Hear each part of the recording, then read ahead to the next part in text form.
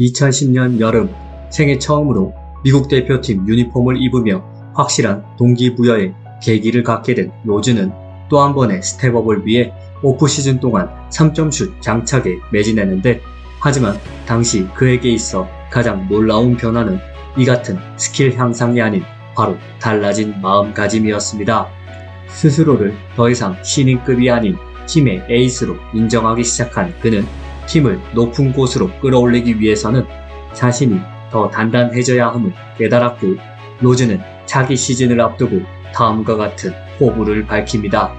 이제는 최고에 도전해야죠. 저는 제가 지금보다 훨씬 더 높은 곳에 오를 수 있다고 믿습니다. 그리고 저의 팀도 제 뒤를 쫓아올 것입니다. 한편 시카고 불스의 여름은 어긋나고 있었는데, 르브론은 모두의 예상을 뒤엎으며 전무후무한 디시전 쇼 끝에 자신의 재능을 사우스비치로 가져가기로 결정했고, 이에 웨이드가 잔류를, 크리스 보쉬마저 마이애미 행을 선언하며 역대급 슈퍼팀이 탄생한 것이죠. 초호화 라인업 구축이라는 야심찬 계획이 실패한 것도 모자라 오히려 같은 컨퍼런스 내 슈퍼팀이 결성되는 악재를 맞게 된 시카고는 다행히 기민하게 플랜 B를 가동시켰고, 그들은 유타에서 FA로 시장에 나온 올스타 빅맨 카를로스 부저를 영입하며 소기의 성과를 거두는데요. 여기에 보스턴 셀틱스의 어시스턴트 코치를 역임하고 있던 탐 티보더를 새로운 사령탑으로 선임하며 새 시즌을 위한 준비를 마친 시카고 불스. 이처럼 리그를 떠들썩하게 만들었던 여름은 그렇게 지나가고 있었고, 마침내 새로운 10년의 시작을 알리는 10-11 시즌이, 그리고 데릭 로즈가 만들어갈 더 시즌이 시작됩니다. 제가 MVP를 탈 수 없을 것이라고 생각하지는 않습니다. 개막 전 열린 미디어 데이에서 당당히 시즌의 목표를 MVP라고 밝힌 데릭 로즈. 하지만 그의 발언에 대해 대부분의 언론들은 MVP를 논하기에는 아직 많이 이르다며 어쩌면 지극히 당연한 반응을 보였지만, 시즌이 들어서자 로즈는 경이로운 퍼포먼스를 선보이며 부정적이었던 여론을 이내 바꾸어 놓기 시작합니다.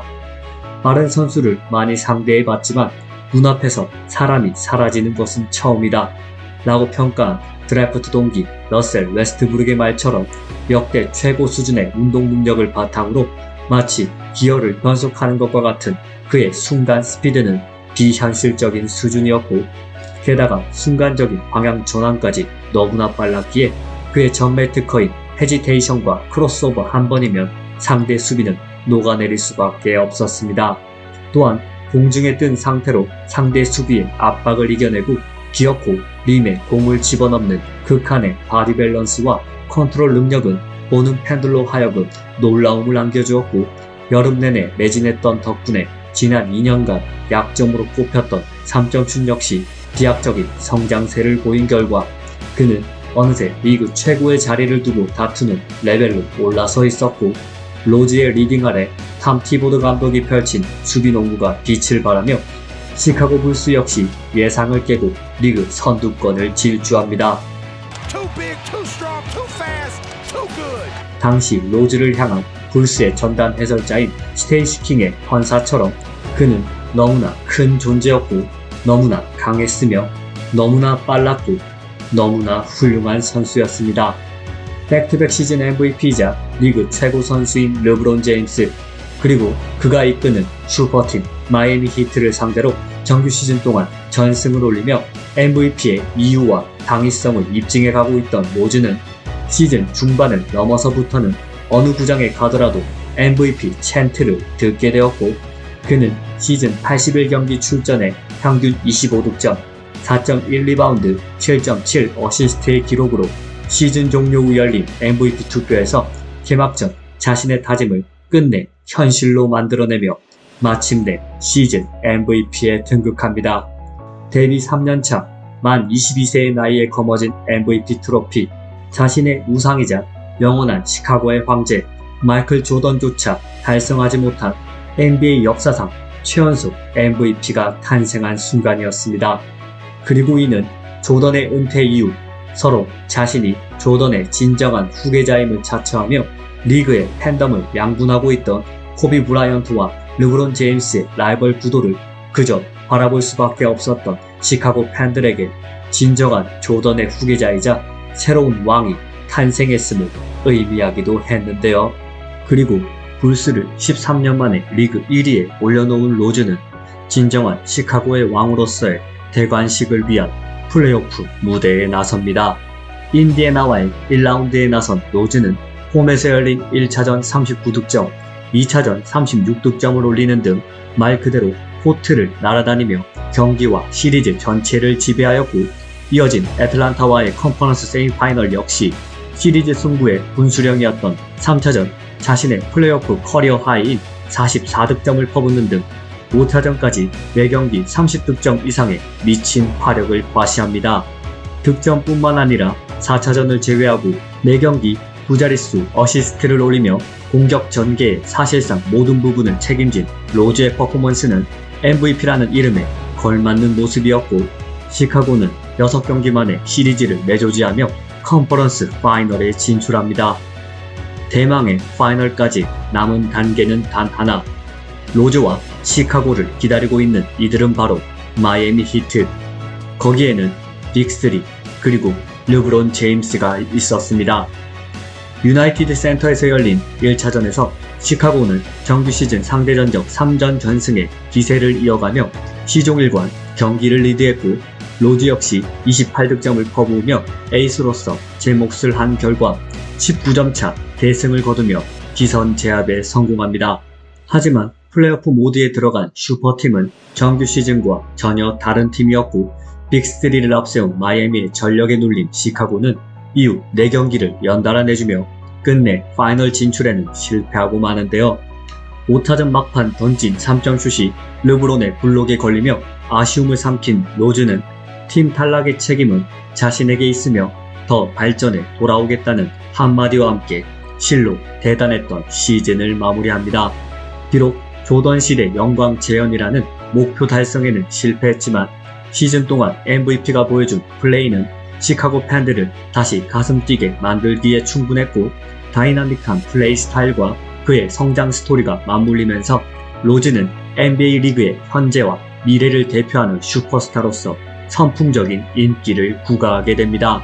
이제 새 시대를 상징하는 얼굴이 되어버린 로즈에게 있어 남은 것은 바로 자신의 서사를 완성시켜줄 파이널 트로피뿐이었고, 그는 직전 시즌 못다 이룬 우승을 목표로 11-12 시즌에 나섭니다. 시즌 내내 계속된 크고 작은 사건들과 부상으로 인해 이전 시즌과 같은 퍼포먼스를 보여주지는 못했지만, 로즈의 결장 속에서도 카를로스 부저, 요아킴 노아가 주축이 된 시카고는 강력한 조직력과 디펜스 능력을 발휘했고, 그들은 시즌 50승 16패를 기록, 2년 연속 리그 1위를 차지합니다. 시즌 막바지 부상에서 완전히 회복한 로즈가 정상 컨디션으로 코트에 복귀하며 드디어 완전체가 된 시카고 불스의 플레이오프 결과에 장밋빛 전망이 가득하던 그때, 2012년 4월 28일 로즈의 커리어를 영원히 바꾸어버린 그날이 찾아옵니다. 시카고 불스와 필라델피아 세븐티식서스와의 플레이오프 1라운드 시리즈 1차전. 홈에서 열린 이날의 경기에서 쾌조의 컨디션을 보여주던 로즈는 불스의 승리가 확정적이던 4쿼터 종료 약 1분 20초 전 드리블 돌파에 이은 점프 후 착지 과정에서 갑자기 코트에 주저앉고 말았고, 무릎을 잡고 고통스러워하며 쓰러진 그는 끝내 경기에 복귀하지 못합니다. 정밀 진단 결과 무릎 전방 십자인대 파열. 해당 시리즈는 물론 다음 시즌 출전조차 사실상 어려워진 비극적인 부상 소식은 당시 로즈의 후원사인 아디다스의 광고처럼 시카고시 전체가 멈춰버린 충격적인 사건이었고, 그렇게 로즈의 시간도 멈춰버립니다. 이후 수술과 긴 재활의 시간을 보낸 끝에 13-14 시즌 드디어 코트에 복귀한 로즈. 부상의 터널을 지나 마침내 돌아온 역대 최연소 MVP에 대한 리그와 시카고 팬들의 기대감은 엄청났는데, 그러나 쉴 새 없이 움직이고 점프를 해야 하는 농구 선수. 특히 엄청난 운동신경이 바탕이 된 플레이를 펼치던 로즈에게 있어 십자인대 파열 부상은 치명적이었고 과거와 같은 향기를 잃어버린 그는 인저리 프론으로 전락하고 맙니다. 2013년 11월 오른쪽 무릎 내측 반월상 연골 파열, 2014년 11월 왼쪽 종아리 햄스트링 부상, 2015년 2월 오른쪽 반월판 연골 부상, 2015년 여름 안아골절 등 2년 동안 그가 부상의 늪에서 허덕이는 동안 어느새 시카고 불스가 지미 버틀러라는 새로운 에이스를 맞이하면서 로즈의 존재감은 서서히 사라지고 있었지만 그 와중에도 그는 2015년 플레이오프, 특히 르브론 제임스가 복귀한 클리블랜드와의 컨퍼런스 세미파이널 3차전에서 위닝 버저비터를 터뜨리며 여전히 슈퍼스타다운 클러치 능력을 선보이기도 했는데요. 하지만 이는 불스의 유니폼을 입은 로즈가 보여준 마지막 불꽃이 되고 말았고, 그는 2016년 여름 어느 날 충격적인 소식을 접하게 됩니다. 그것은 바로 대학 재학 시절 1년을 제외하고 자신의 농구 인생 전부를 보내고 바쳤던 시카고를 떠나야 한다는 것이었고, 로즈는 참을 수 없는 슬픔과 눈물을 흘려야만 했습니다. 시카고가 저라는 사람을 만들어 주었습니다.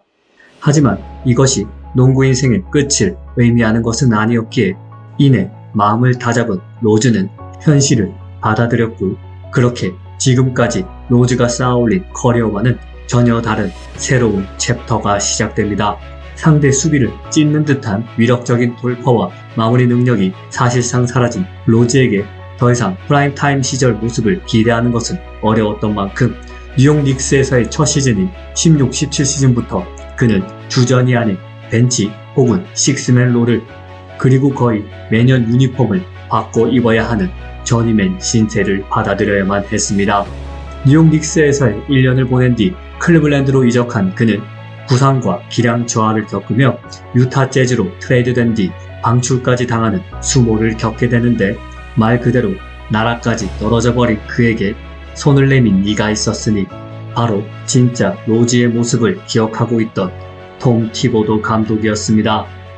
은퇴까지 생각했을 정도로 힘든 시기를 보낸 로즈는 미네소타에서 티보도 감독과의 재회 이후 비로소 자신이 코트에서 살아남기 위해서는 변화해야 함을 깨달았고, 오프시즌 동안 외곽슛 능력 향상을 위해 2만 개의 슛을 쏘는 등 처절하게 자신을 바꾸어 갑니다.